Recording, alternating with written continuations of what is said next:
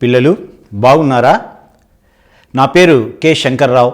నేను కర్నూలు జిల్లా హులేబీడు ప్రభుత్వ ఉన్నత పాఠశాల నందు తెలుగు పాఠశాల సహాయకులుగా విధులు నిర్వర్తిస్తున్నాను. ఇప్పుడు 10వ తరగతి తెలుగు వాచకంలోని సూక్తి సుధా అనే పాఠాన్ని చెప్పుకుందాం. మరి ఈ పాఠం ద్వారా అన్నమయ్య సంకీర్తనలోని మానవుడు అద్భుతమైన ఆదర్శవంతమైన వ్యక్తిత్వాన్ని, ఔన్నత్యాన్ని, సార్థకతను, ఉన్నత స్థితిని ఎలా పొందుతాడో తెలుసుకుందామా? మరి ముఖ్యాంశాలు: 1. చదవండి, ఆలోచించి చెప్పండి.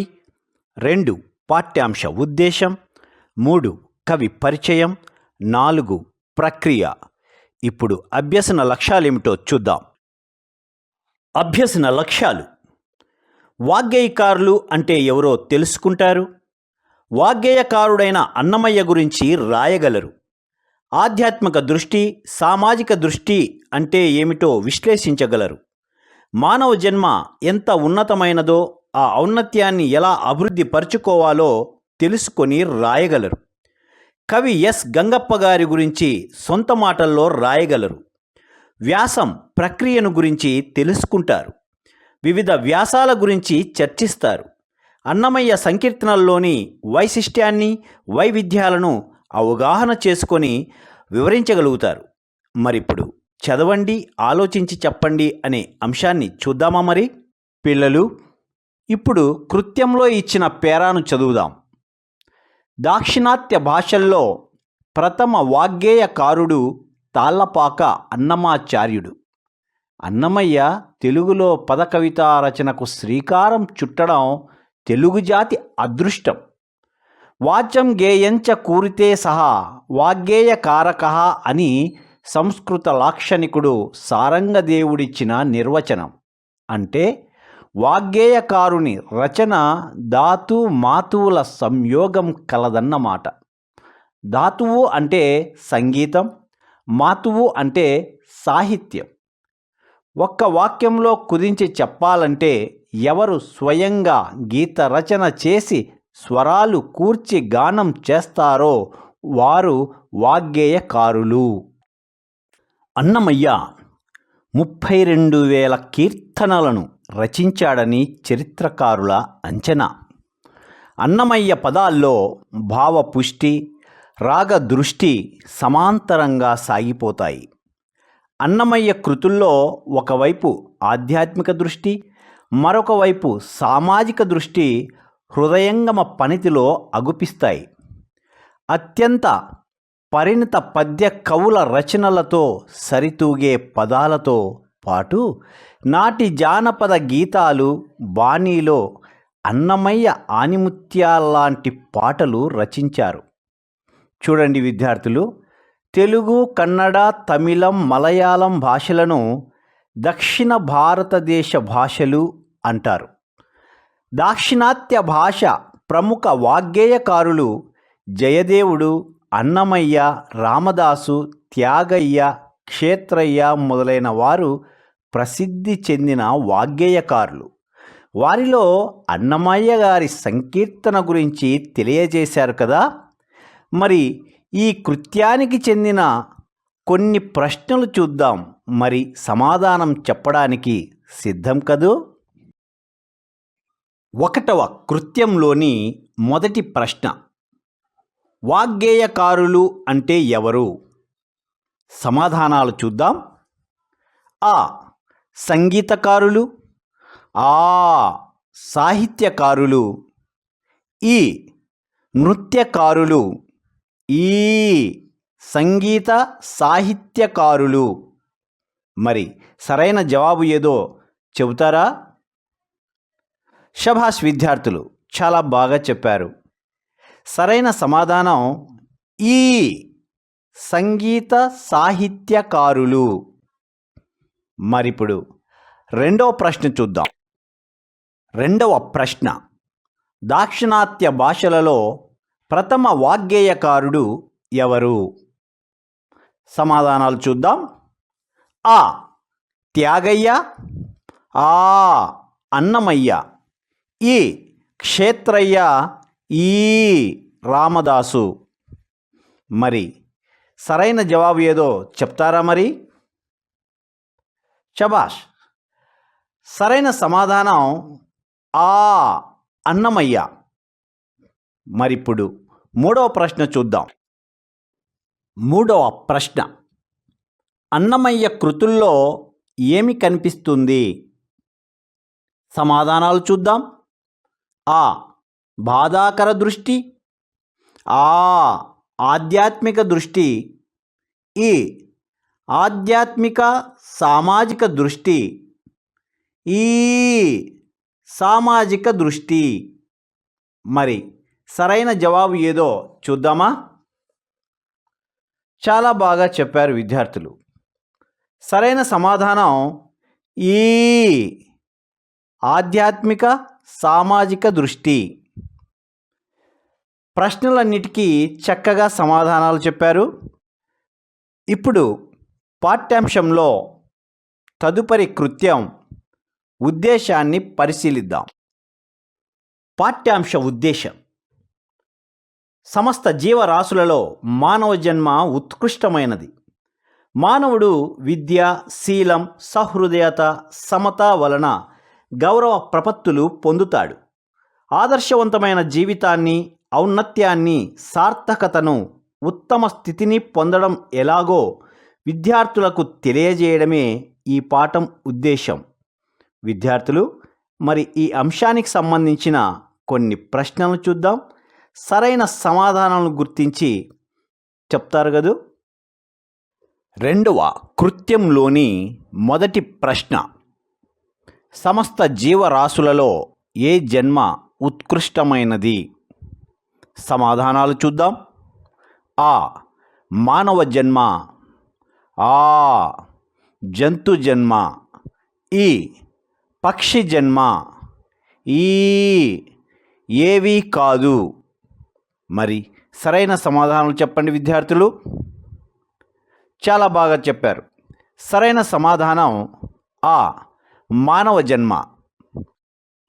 రెండవ ప్రశ్న, మానవుడు దేని వలన గౌరవ ప్రపత్తులు పొందడు? మరి సమాధానాలు చూద్దాం.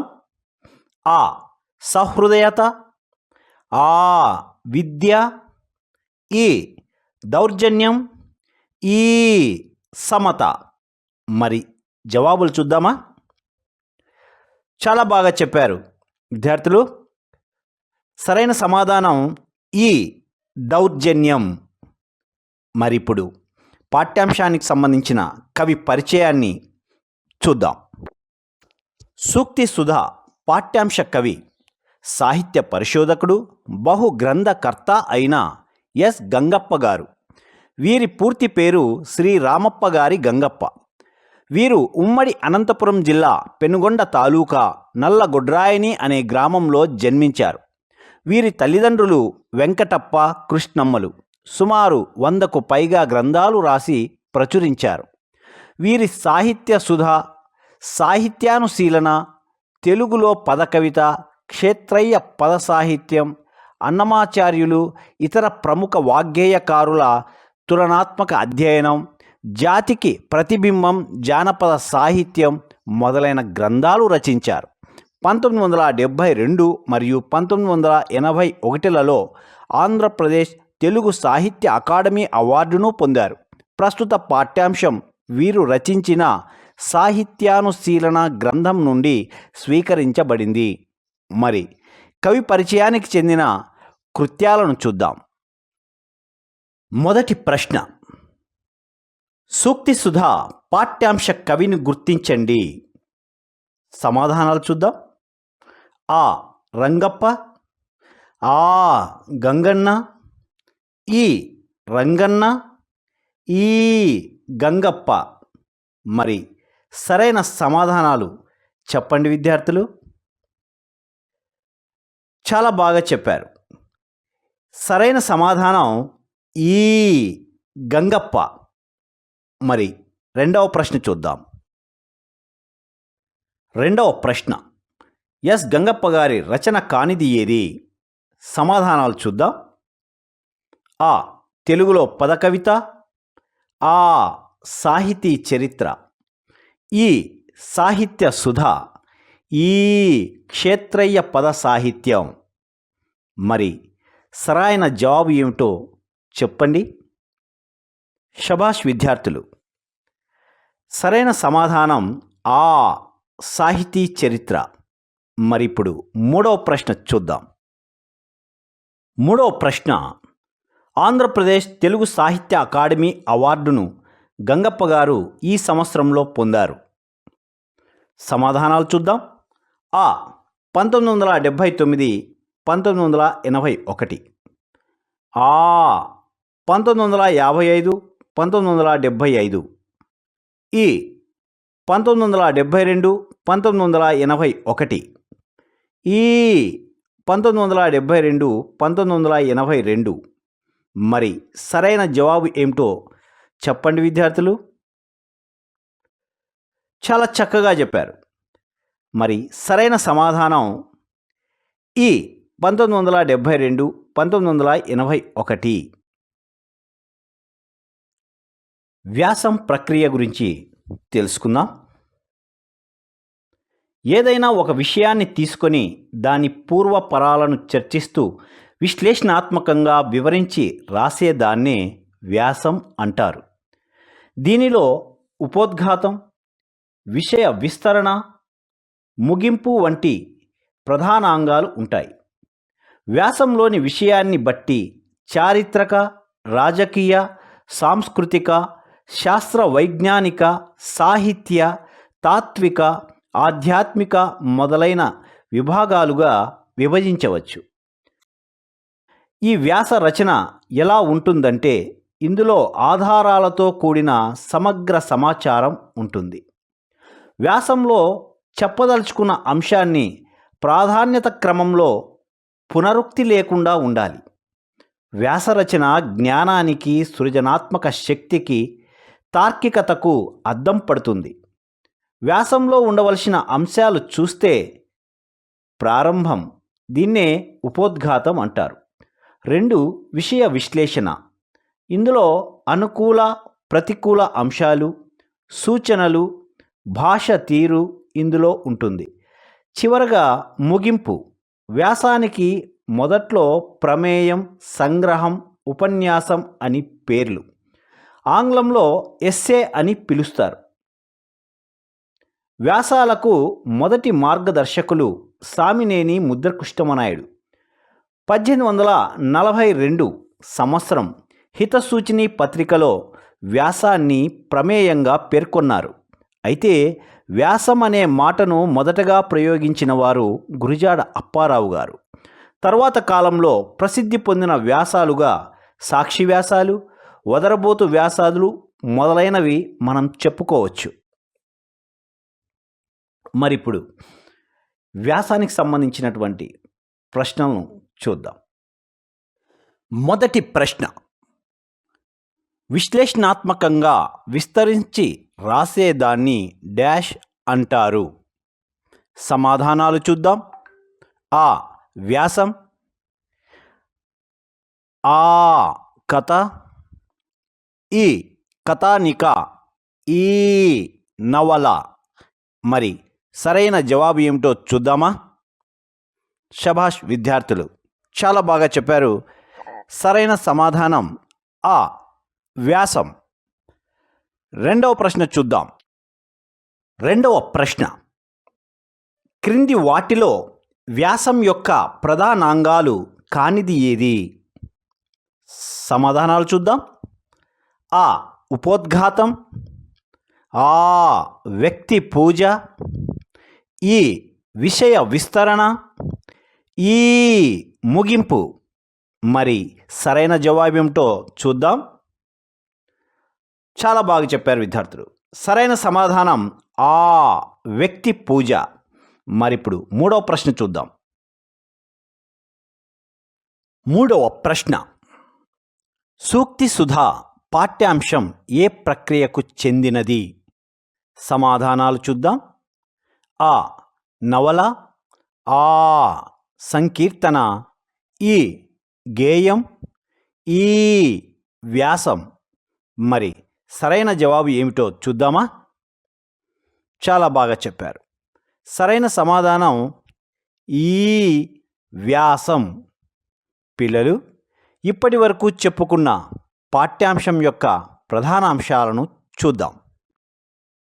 వాగ్గేయకారులు అంటే ఎవరో తెలుసుకున్నారు. సూక్తి సుధా పాఠ్యాంశ ఉద్దేశాన్ని తెలుసుకున్నాం.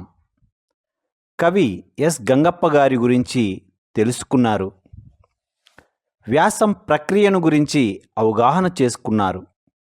మరి ఇప్పటి వరకు చెప్పుకున్న పాఠ్యాంశానికి సంబంధించిన మూల్యాంకనం చూద్దాం. మూల్యాంకనంలోని మొదటి ప్రశ్న, దాక్షిణాత్య భాష కానిది ఏది? సమాధానాలు చూద్దాం. ఆ గుజరాతీ, ఆ తెలుగు, ఈ కన్నడ, ఈ తమిళం. మరి సరి అయిన జవాబు ఏమిటో చూద్దామా? శభాష్ విద్యార్థులు, చాలా బాగా చెప్పారు. సరైన సమాధానం ఆ గుజరాతీ. మరిప్పుడు రెండవ ప్రశ్న చూద్దాం. రెండవ ప్రశ్న, ధాతువు అంటే ఏమిటి? సమాధానాలు చూద్దాం. ఆ భాష, ఆ సాహిత్యం, ఈ సంగీతం, ఈ శబ్దం. సరైన సమాధానాలు ఏమిటో చూద్దామా? శభాష్, చాలా బాగా చెప్పారు. సరైన సమాధానం ఈ సంగీతం. మూడవ ప్రశ్న చూద్దాం. మూడవ ప్రశ్న, ఎస్ గంగప్ప గారు ఏ జిల్లాలో జన్మించారు? సమాధానాలు చూద్దాం. ఆ కడప జిల్లా, ఆ అనంతపురం జిల్లా, ఈ కర్నూలు జిల్లా, ఈ చిత్తూరు జిల్లా. మరి సరి అయిన జవాబు ఏమిటో చూద్దామా? చాలా బాగా చెప్పారు. సరైన జవాబు ఆ అనంతపురం జిల్లా. నాలుగవ ప్రశ్న చూద్దాం. నాలుగవ ప్రశ్న, అన్నమయ్య ఎన్ని వేల సంకీర్తనలు రచించారు? సమాధానాలు చూద్దాం. ఆ 52,000, ఆ 12,000, ఈ 32,000, ఈ 22,000. మరి సరి అయిన సమాధానం ఏమిటో చూద్దామా? శభాష్, బాగా చెప్పారు. సరైన సమాధానం ఈ 32,000. ఐదవ ప్రశ్న చూద్దాం. ఐదవ ప్రశ్న, అన్నమయ్య పదాల్లో ఏవి సమాంతరంగా సాగిపోతాయి? ఆ కరుణదృష్టి, ఆ భావపుష్టి, ఈ రాగదృష్టి, ఈ భావపుష్టి మరియు రాగదృష్టి. సరైన సమాధానం ఏమిటో చూద్దామా? శభాష్, చాలా బాగా చెప్పారు. సరైన సమాధానం ఈ భావపుష్టి మరియు రాగదృష్టి. ఆరవ ప్రశ్న చూద్దాం.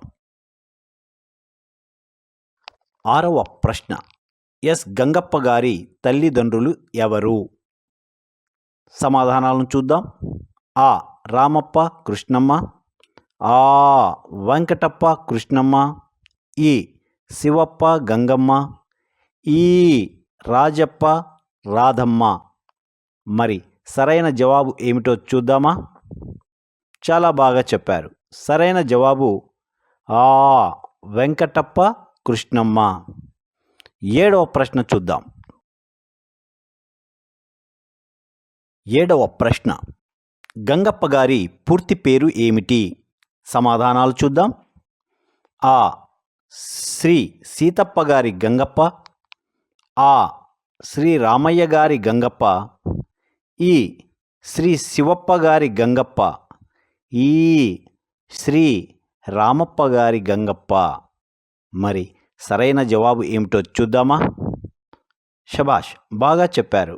సరైన జవాబు ఈ శ్రీ రామప్ప గారి గంగప్ప. ఎనిమిదవ ప్రశ్న చూద్దాం. ఎనిమిదవ ప్రశ్న, వ్యాసాలకు మొదటి మార్గదర్శకులు ఎవరు? సమాధానాలు చూద్దాం. ఆ. సామినేని ముద్దు కృష్ణమనాయుడు. ఆ. గురజాడ అప్పారావు. ఈ. అన్నమయ్య. ఈ. కందుకూరి వీరేశలింగం. మరి సరైన జవాబు ఏమిటో చూద్దామా? షబాష్, బాగా చెప్పారు. సరైన జవాబు ఆ. సామినేని ముద్దు కృష్ణమనాయుడు. 9వ ప్రశ్న చూద్దాం. 9వ ప్రశ్న. సామినేని ముద్దు కృష్ణమనాయుడు గారు వ్యాసాలను ఏ పత్రికలో ప్రచురించారు? సమాధానాలు చూద్దాం. ఆ. ఆంధ్రపత్రిక. ఆ. హితసూచిని పత్రిక. ఈ. మీజాన్ పత్రిక. ఈ. గోల్కొండ పత్రిక. మరి సరైన జవాబు ఏమిటో చూద్దామా? షబాష్, బాగా చెప్పారు. సరైన జవాబు ఆ. ఆ. హితసూచిని పత్రిక. 10వ ప్రశ్న చూద్దాం. 10వ ప్రశ్న. సూక్తి సుధా పాఠ్యాంశ కవిని గుర్తించండి. సమాధానాలు చూద్దాం. ఆ. రంగప్ప. ఆ. గంగన్న. ఈ. రంగన్న. ఈ. గంగప్ప. మరి సరి అయిన సమాధానం చెప్పండి విద్యార్థులు. చాలా బాగా చెప్పారు. సరైన సమాధానం ఈ. గంగప్ప. పిల్లలు, అన్ని ప్రశ్నలకు చక్కగా సమాధానం చెప్పారు. మీకు అభినందనలు. మరి ఇప్పుడు ఇంటి పనిని పరిశీలిద్దాం. 1. పాఠ్యాంశ ఉద్దేశం రాయండి. 2. సూక్తి సుధా పాఠ్యాంశ కవిని గురించి తెలపండి. 3. వ్యాసం ప్రక్రియను గురించి రాయండి. పిల్లలు, మీ ఉపాధ్యాయుల సహకారంతో ఇచ్చిన ప్రశ్నలకు సమాధానాలు రాయండి. మరి తదుపరి పాఠ్యాంశంతో మళ్ళీ కలుద్దాం.